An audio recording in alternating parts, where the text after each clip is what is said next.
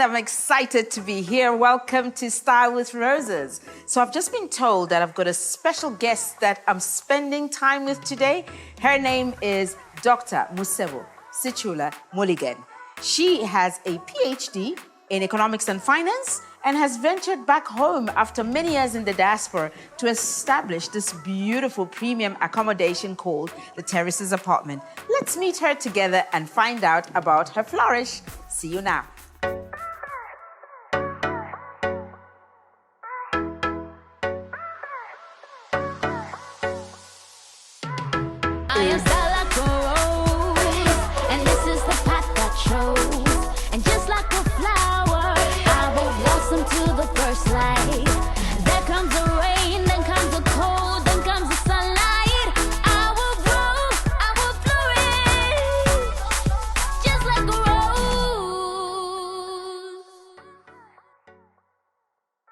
And welcome back. In case you've just joined us, you are watching Style with Roses.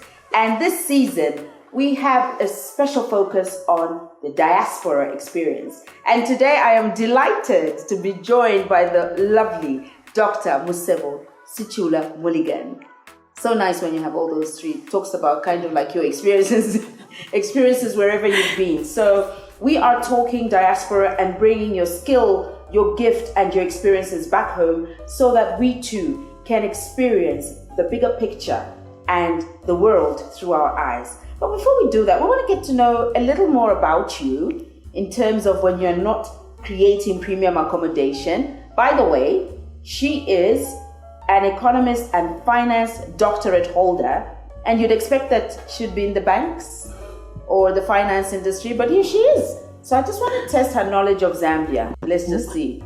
Doctorate as well as premium accommodation, but I'm going to give you a few quick questions and let's just test your knowledge on Zambia and how much you remember about it. Are you ready for me? Yes. Fantastic. Where is the source of the Zambezi River? Northwest? Northwest? I'm not sure about that. If you don't know, just ask. Favorite Zambian soap? Mungoma. Favorite food season in Zambia? Mango. Mango season. 3 unsung heroes in Zambia for you? Simon Mwansakapwepwe. Top of my head, Hanif Adams. Nice. Okay, I know where you've been. Exactly. Let's talk about the most recent Zambian landmark that you visited. Iteji. Oh, wow, okay, I haven't been there yet. Yes. Can you make a change for 50 kwacha right now? No. How many rivers are in Zambia? 4. PK Chala or the witch? PK Chala. Tell me a song about PK Chala. Tell me one song. Banam Sonda. Banam Sonda, about measuring your meat in a kilo. Exactly. Be very careful about that. And that's what we're talking about. This is the Diaspora Experience season, only on Style with Roses. Don't go away, we have an exciting experience for you today as I hang out with the lovely Dr. Musebu Sichula Mulligan. We'll be right back as we speak more with her on my couch.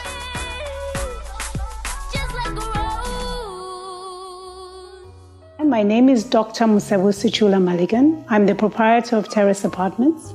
I'm a flourishing rose on Style with Roses.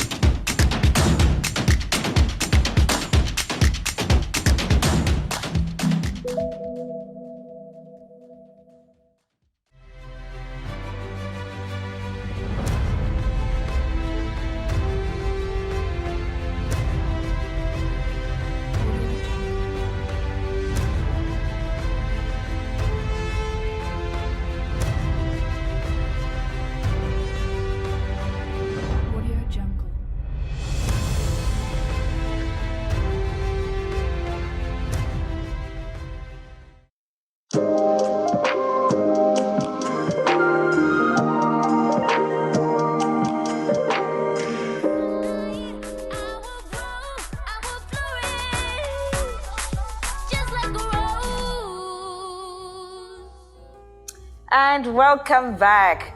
Today is an exciting day because this is the day that we sit with our amazing Dr. Musebu Sichula Mulligan, whom I've been having a conversation with on the StylewithRoseS set. What is so special about this amazing flourishing rose is she's got a PhD in economics and finance. And then she decides she's going to go into the premium property market. How does that come about?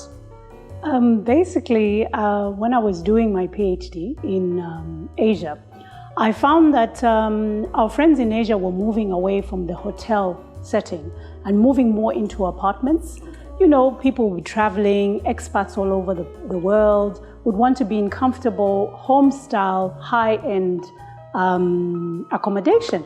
And when I came back here, I found myself in exactly the same situation. Come back on holiday or come back for work or consultancy, I would find myself wanting to stay in high-end, premium, home-style kind of accommodation. So looked around, found very, very few.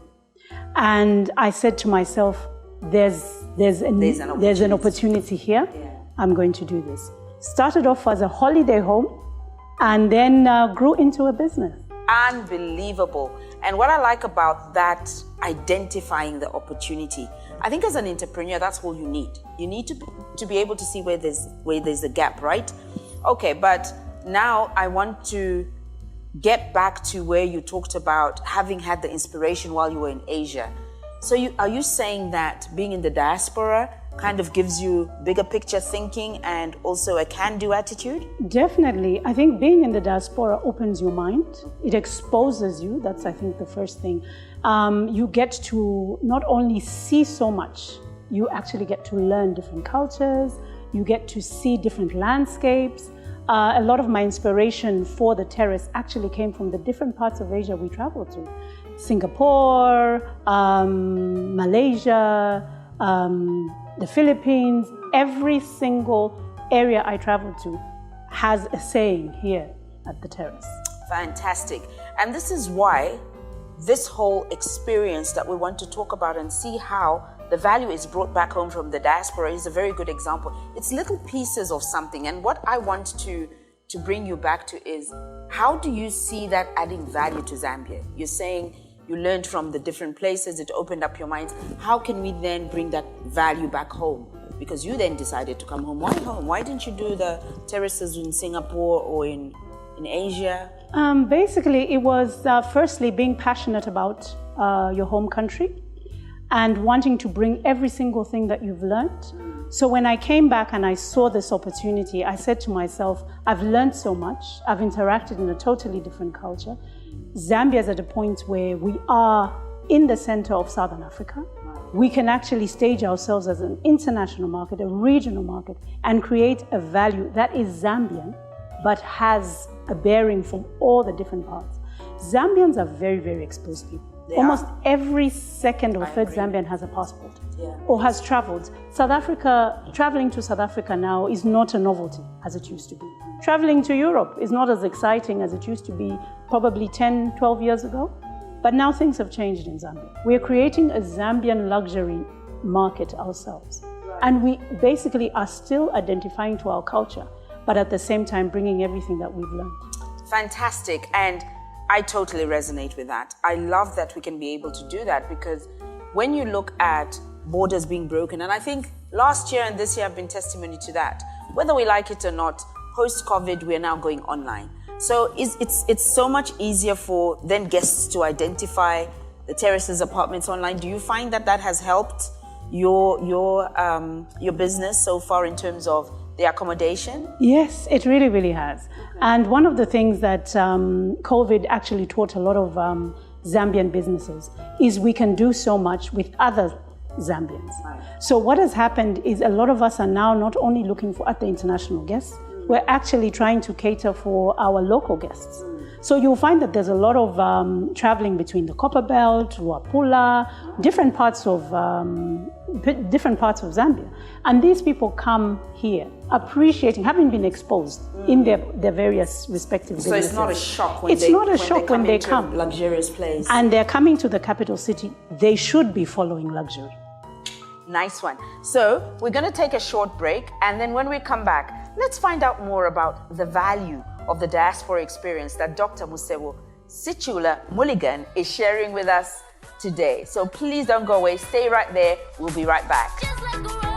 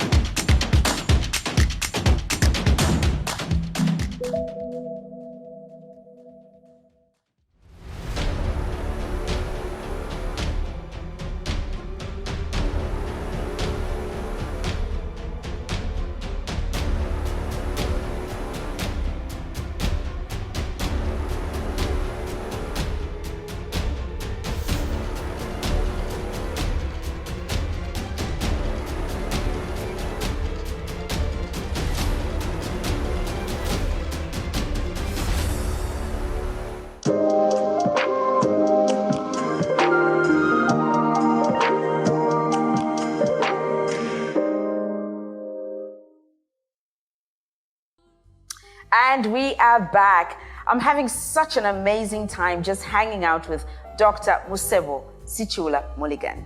She is an amazing specialized economics and finance doctorate holder, and she decided she's going to follow her passion and rather go into premium accommodation and bringing that value back home. So we've had an interesting time, but I now want to go into the hidden conversations, Dr. Musebu. Like, when you come back home and you've set up, your heart has now led you back home, and this is where you want us Zambians to appreciate the premium lifestyle that we are capable of having. But let's talk about behind the scenes as a family woman, wife, mother, and also just trying to reintegrate yourself back into the business space.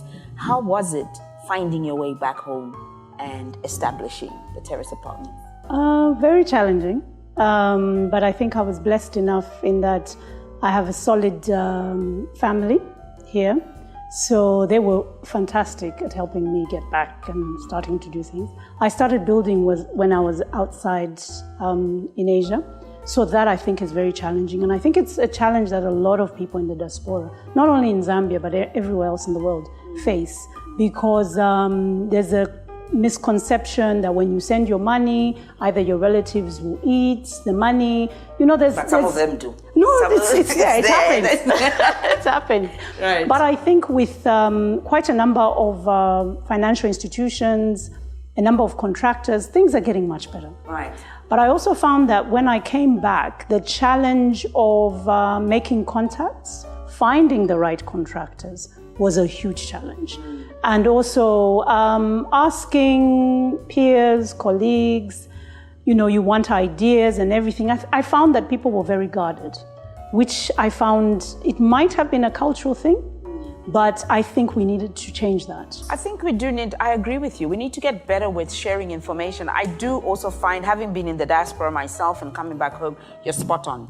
Sometimes we tend to be too guarded that if I let out what my plan is, either somebody's going to sabotage me or they're just not going to do what they should be doing. So how do we then encourage our brothers and sisters in the diaspora that, look, not all hope is lost? I mean, you're a fantastic example of showing that you started the work while you were away. Yes, you had a great support system, but if somebody doesn't have a family back home who's able to help them start fulfilling their dream and preparing them to come back home, what advice would you then have for them?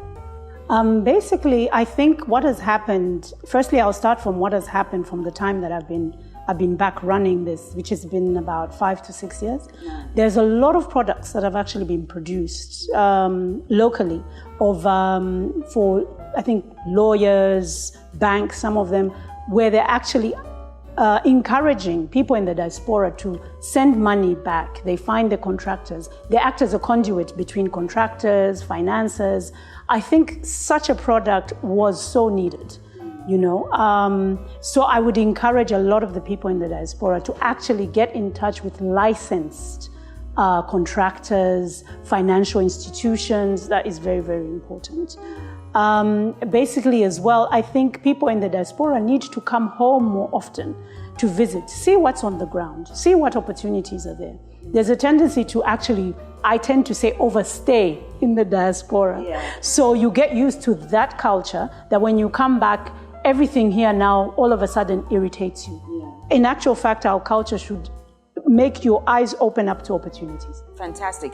You're so right, because I've also heard of, and I've got friends myself where I've experienced a situation where they want to come back home, and they've even started re-establishing back home, but they just can't cope. The frustration of starting over and the misconception where you're away and connecting what's the reality on the ground then becomes a bit of a challenge. So in doing so, you've done your part, you've told your people in the diaspora, look, there's hope back home. I'm a living testimony to that. Now tell me about the transference of skills. How easy is it for you to interact with the local teams here and try and get them with that big mindset that you've come back with, and you want the locals to be able to think big and also be that skilled, and because that's what it's about, it's a transference of skills. How have you managed your teams back home to bring them up to your level of the vision that you have for premium accommodation in Zambia? Basically, to build your teams, you really need to continuously sell your vision. It should be, you talk about it every single day. It should be your Bible. Basically, also exposing your teams to what you're trying to sell. One of the things I did when we built was make sure that all the people I employed stayed a night or two in the apartments. Oh, wow. It's a very important like in the thing. bougie place, like you come and stay here. Yes, from the guards to the cleaner to my managers, all had to experience what I was trying to sell. Okay. It gave them an idea of basically what we were trying to do. Right. So they had that feeling, they knew what type of service they wanted to give to the client. Great. Also exposing them, if you can, opportunities, exposing them to go to neighboring countries.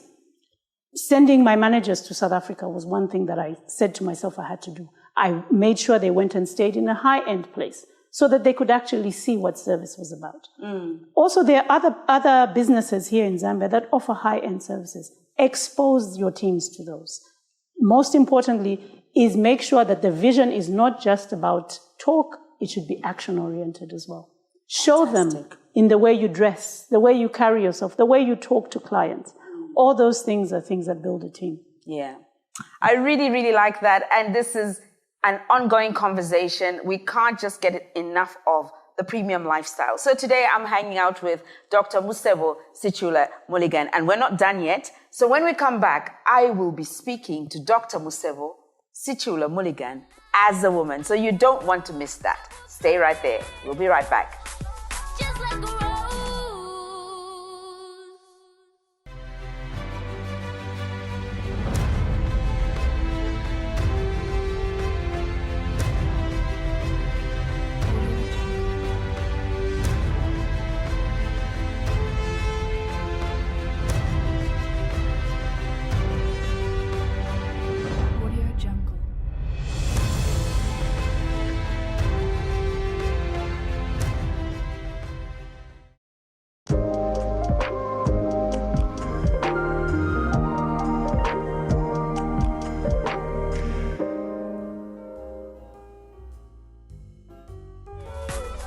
Welcome back. So today I'm hanging out with Dr. Musebu Sichula Mulligan. You know, I like to pronounce names in the fullness of which they are, but this one is very deliberate as well, because when we take on these titles, the doctor is coming from your academic experience, the Musebu comes from the family where you were born into, then you've got Sichula, your dad's name, then you've got Mulligan, your marital name. Now, inside all of that is just a woman.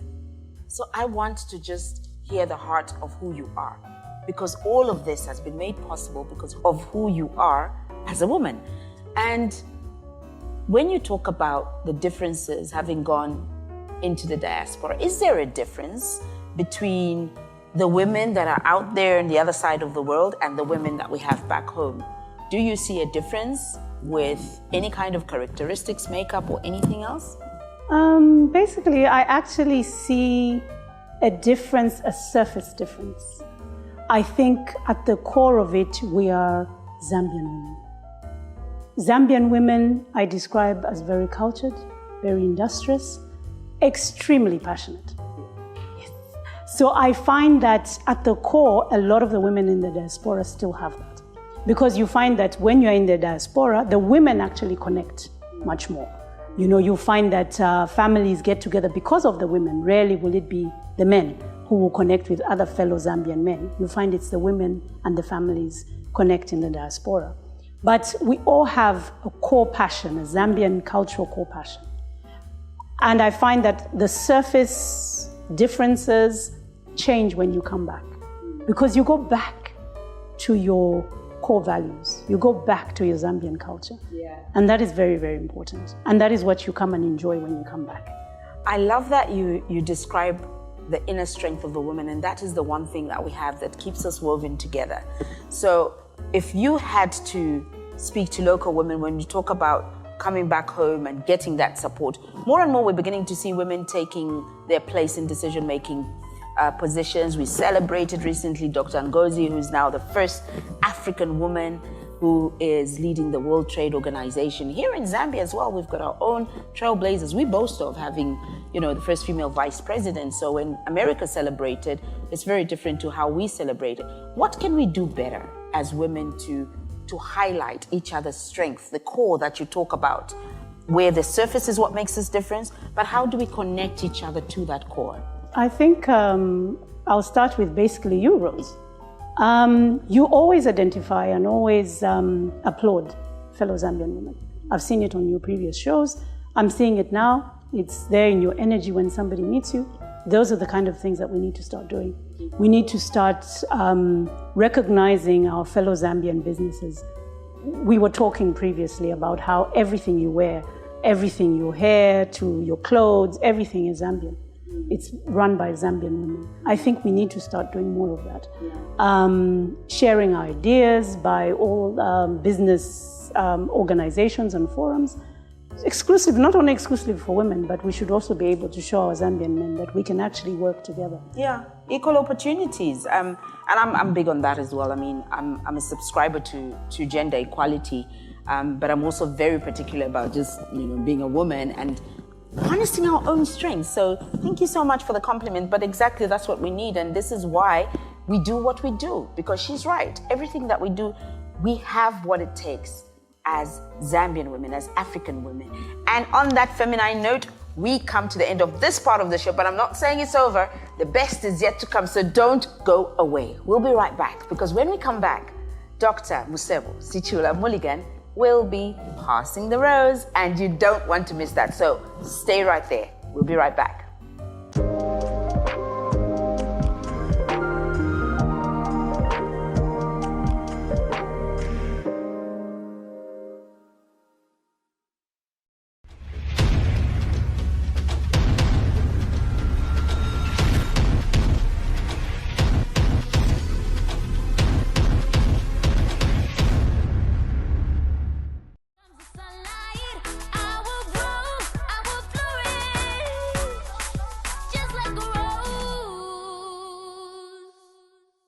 And welcome back. I couldn't wait for us to get back into it because before the break, we were just talking about the power of a woman, and Dr. Musebu Sichula Mulligan. I insist on finishing the name, so don't judge me because you are everything that you are. And I love what you said about, you know, speaking to the core of a woman. We're all different on the surface, and I really subscribe to that as well, because I do believe that we're all unique in each one of our makeup.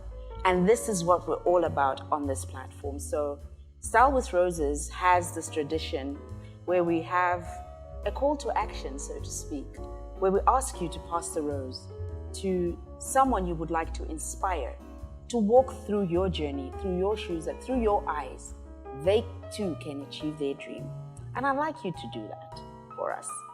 And before you do, this season is very special to us, and when you talk about the diaspora experience, I want you to think about that little girl in the rural areas that will not have an opportunity perhaps to go and see Asia the way you did, to go to Singapore, to go to South Africa, to UK, to London. You've traveled most of the world.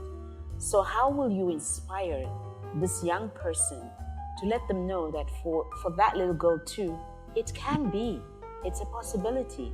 So I'm going to hand you a rose, and I want you to speak to that girl that's looking at you now and wants to be you when they grow up. This is what we call a budding rose, because a budding rose is usually not fully open. And for us at StylewithRoseS, what this represents is a young girl full of possibilities that when they blossom and they flourish, they can achieve anything in life and become whom they never even intended to be.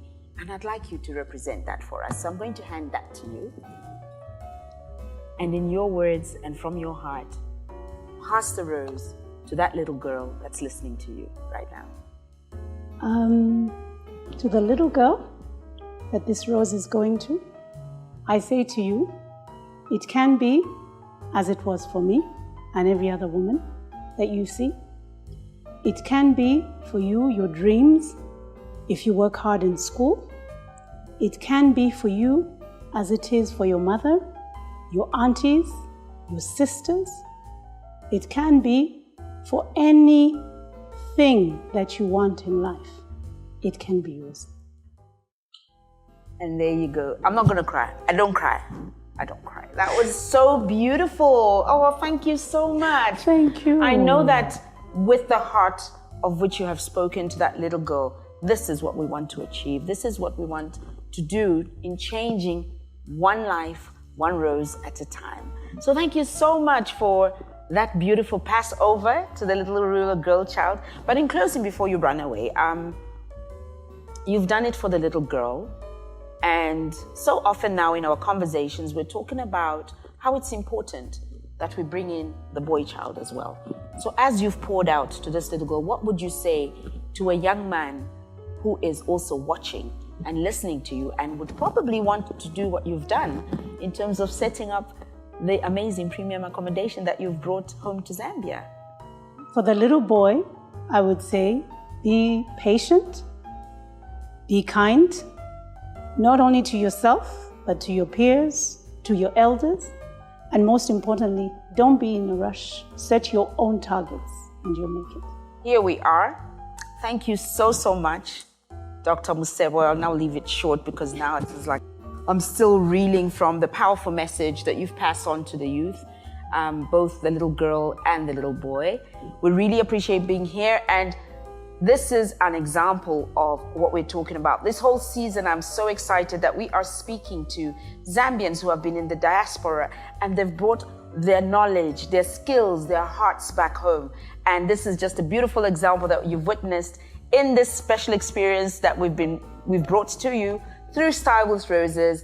And sad as it may be, this is how it comes to an end. But we'll continue our conversations, and we hope that you really have picked something up from this conversation, that Zambians in the diaspora, women, men that are out there, are wanting to come home. We need to welcome them back home, because together, when we collaborate, when we use our gifts, our skills, our ideas, we can make that Zambia the way we want it to be, as beautiful, as rich in culture, in minerals, in people, as we would like it to be. So this has been StylewithRoseS, a special session with Dr. Musebu Sichula Mulligan, who has been kind enough to host us at her beautiful premium accommodation place, so you see yourself that it can be. Until next time, this has been Rose Sibisi on StylewithRoseS. Don't forget, whatever you do, you must always bud, blossom, and flourish, because that's what a rose does. Until next time. Keep on chasing that sunlight. You can flourish if you do try. Blossom, let them see you in your new shine. Shine like gold, bloom like a rose. It's a long way from the ground up, but you keep it moving, keep it non-stop.